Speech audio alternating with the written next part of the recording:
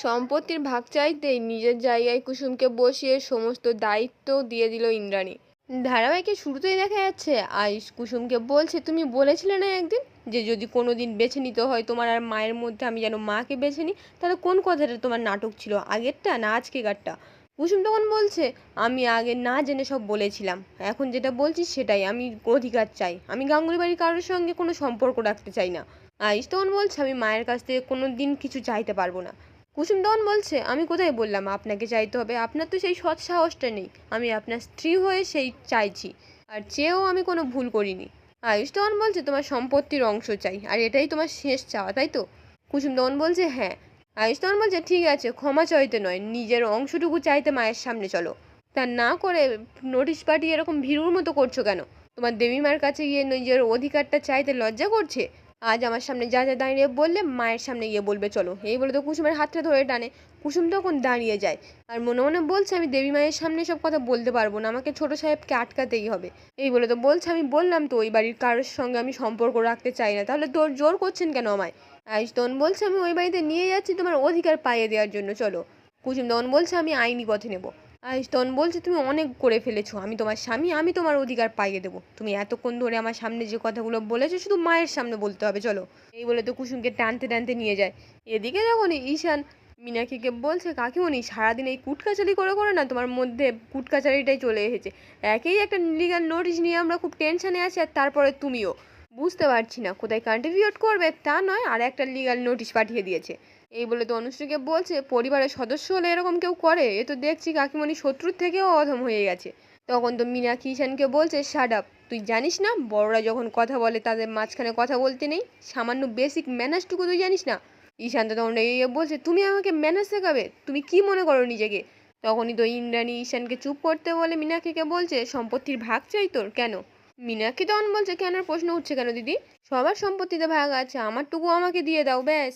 তাছাড়া এই গাঙ্গুলিদের এত বড় কোম্পানি তুমি তো একা চালাওনি, আমার স্বামী সিদ্ধার্থও তোমার পাশে থেকেছে, সাহায্য করেছে, এটা তো তুমি অস্বীকার করতে পারো না। রাজ তখন বলছে, অস্বীকার করবো কেন?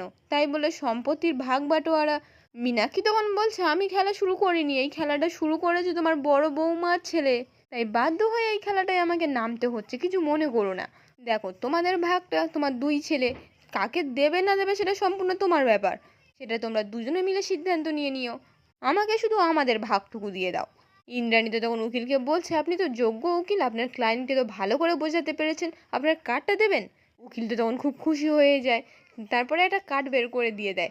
ইন্দ্রাণী তখন ঈশানকে বলছে, এই কার্ডটাতে যে বারকোড নাম্বারটা আছে ফোন করে বলে দাও রেজিস্টারটা যেন ক্যান্সেল করে দেয়, বলবে এই ভদ্রলোক নিজের স্বার্থসিদ্ধির জন্য আমার বাড়ির লোককে হরিয়েছে, নিজের ক্লায়েন্ট বাড়ানোর জন্য আমার বাড়ির এক একজন লোককে উস্কাচ্ছে, আমি চাই যত তাড়াতাড়ি সম্ভব ওনার লাইসেন্স বাতিল করে বার কাউন্টস থেকে বার করে দেওয়া হোক, তাড়াতাড়ি ফোনটা করো। ঈশান তখন বলছে, হ্যাঁ মা, এক্ষুনি করছি। তখনই তো উকিল কান্নাকাটি শুরু করে দেয় যাতে না লাইসেন্স বাতিল করে দেয়। ইন্দ্রাণী তখন বলছে, যদি না লাইসেন্স বাতিল করতে চান তাহলে এক্ষুনি এখান থেকে বেরিয়ে যান। উকিল তখন বলছে, হ্যাঁ ম্যাডাম আমি চলে যাচ্ছি, এই বলে তো কাঁদতে কাঁদতে পালিয়ে যায়। মীনাক্ষী তখন বলছে, যা, উকিলটা চলে গেল, এবার কে আমার হয়ে কেসটা লড়বে, আমার সম্পত্তির ভাগ দেবে? ইন্দ্রাণী তো তখন মীনাক্ষীকে বলছে, এতদিন তোর সব অসভ্যতা আমি এমনি সহ্য করেছি। তখনই তো মীনাক্ষী বলছে, কেন দিদি, নিজের ছেলে করলে দোষ নেই আর আমি করলে দোষ? ইন্দ্রাণী তখন বলছে, আয়ুষের সঙ্গে তো বোঝাপড়া আমি করে নেব, কিন্তু তোর বোঝাপড়া সিদ্ধার্থ আজ বাড়ি এলে হবে। সিদ্ধার্থকে বলবো আমি তুই আমাকে কোর্টের নোটিশ পাঠিয়েছিস, আমার কাছে সম্পত্তির ভাগ চেয়েছিস, জানিস তারপর সিদ্ধার্থ তোকে কি করবে? তোকে কিন্তু বাড়ি থেকে বের করে দেবে, ডিভোর্সও দিতে পারে কিন্তু।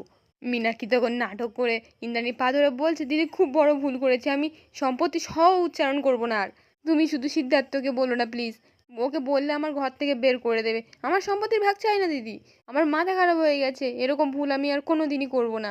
এই বলে তো লিগাল নোটিশটা ছিঁড়ে দিয়ে বলছে, আমার কিচ্ছু চাই না দিদি, শুধু সিদ্ধার্থকে বলো না।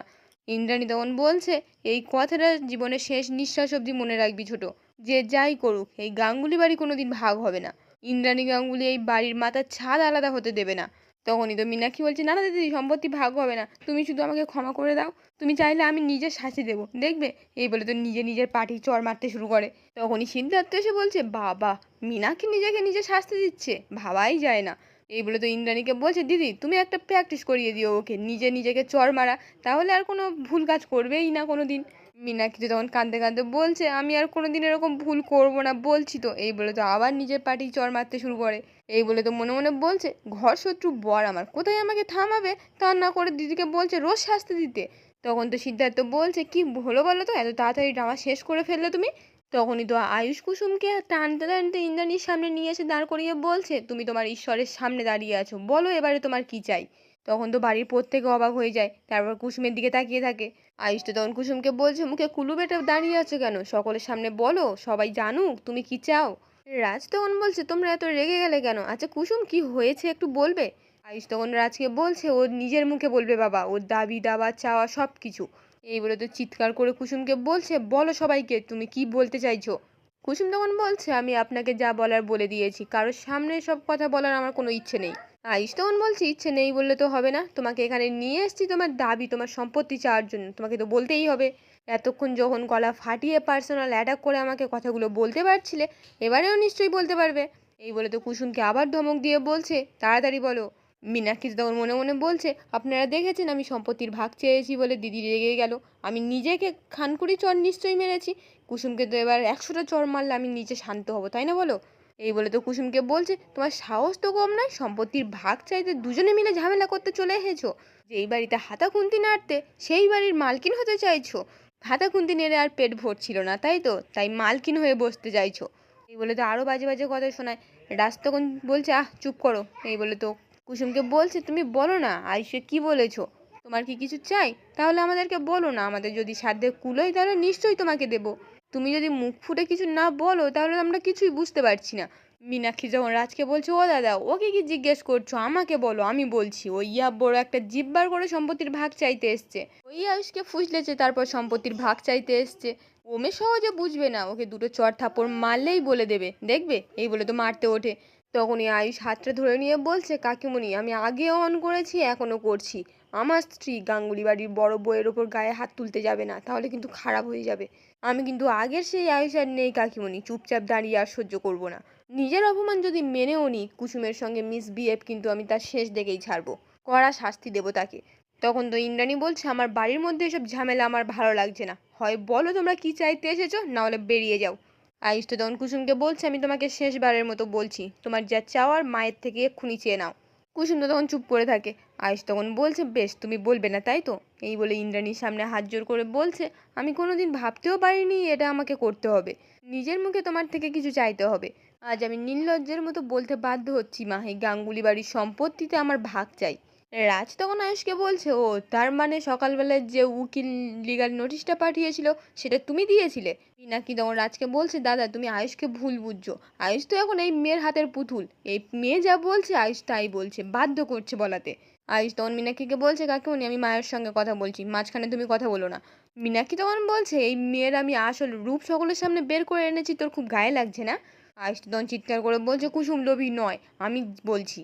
এই বলে তো ইন্দ্রাণীকে বলছে মা কুসুমের কোনো দোষ নেই, এখানে সম্পত্তির ভাগও চাইছে না আমি চাইছি, আমি তো তোমার বড় ছেলে, এই সম্পত্তিতে আমারও ভাগ আছে, সেই অধিকারটুকু আমি বুঝে নিতে চাইছি, দ্যাটস ইট। ঈশান্ত তখন কাঁদতে কাঁদতে আয়ুষকে বলছে ভাইদা তুই কেন মায়ের কাছে চাইছিস, সব তো তোরই, এখান থেকে তোকে কি করে ভাগ দেবে বল, এটা তো পসিবল। আয়ুষ তখন বলছে মা আমাকে স্বেচ্ছায় যেটুকু দিতে চাইবে সেইটুকুই দিতে পারে, কিন্তু আমি তোর ভাগের কিচ্ছু নেব না ঈশান, আমি শুধু আমার পোর্শনটুকু বুঝে নেবো অ্যাজ ট্রেনি কস্ট। সিদ্ধার্থ তখন আয়ুষকে বলছে তোর মাথায় হঠাৎ করে সম্পত্তির ভাগের ভূত চাপলো কি করে, তুই তো এরকম ছেলে নস।